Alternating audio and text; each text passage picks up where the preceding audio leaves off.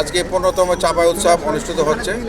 আমাদের প্রোগ্রামটা গতকালকে শুক্রবারে ছিল, কিন্তু জাতীয় শোক দিবস থাকায় আমরা প্রোগ্রামটা আজকে শিফট করেছি। এবং আমাদের চাঁপাইনবাবগঞ্জ জেলা সমিতির উদ্যোগে আমরা যে চাপাই উৎসব করছি, এখানে সকালের আমাদের নাস্তাকে বলে আর লাহারি। তো আমরা সেই লাহারি কালার রুটি দিয়ে বেগুন ভর্তা দিয়ে আমরা সকলে চাঁপাইনবাবগঞ্জের লোকজন খাচ্ছি, এটা আমাদের ঐতিহ্য। এরপরে আমাদের একটু পরে আমাদের উদ্বোধনী অনুষ্ঠান হবে। এরপরে আমরা এই অডিটোরিয়ামে আমাদের আলোচনা সভা এবং আমাদের গুণীজন সম্মাননা দেওয়া হবে। চাঁপাইনবাবগঞ্জের যারা গুণী ব্যক্তিত্ব দেশের এবং চাঁপাইনবাবগঞ্জের জন্য যারা অবদান রাখছে তাদেরকে আমরা সম্মানিত করব। চাপাইটা কিসের জন্য বিখ্যাত? আপনার যে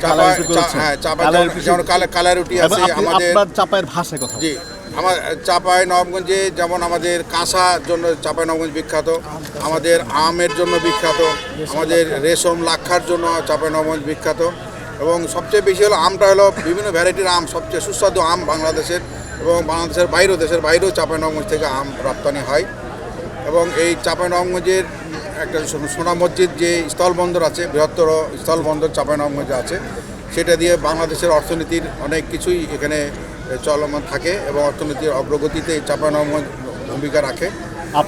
এছাড়াও আমাদের চাঁপাইনবাবগঞ্জে ধান উৎপাদন হয়, যেটা চাঁপাইনবাবগঞ্জের মানুষের উদ্বৃত্ত হয়ে আমরা সারা বাংলাদেশে চাঁপাইনবাবগঞ্জের ধান আমরা চাঁপাইনবাবগঞ্জ থেকে ঢাকা এবং বিভিন্ন জায়গায় দেশের সুগন্ধি চাল পাঠানো হয়, সুগন্ধি চাল।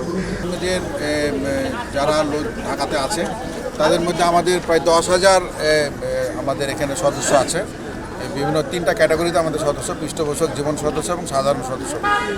এছাড়া আমাদের সহযোগী সদস্য আছে, ছাত্ররাও। তো আমাদের 10,000 সদস্য আমাদের লিস্টেড। আর তার উপরে তো অনেক চাঁপাইনবাবগঞ্জের লোক এখানে আছে, লক্ষ লক্ষ মানুষ এখানে বসবাস করে, বিভিন্ন চাকরি করে, বিভিন্ন প্রতিষ্ঠানে চাকরি করে, সরকারিতে চাকরি করে, ব্যবসা প্রতিষ্ঠান চালায় অনেকে।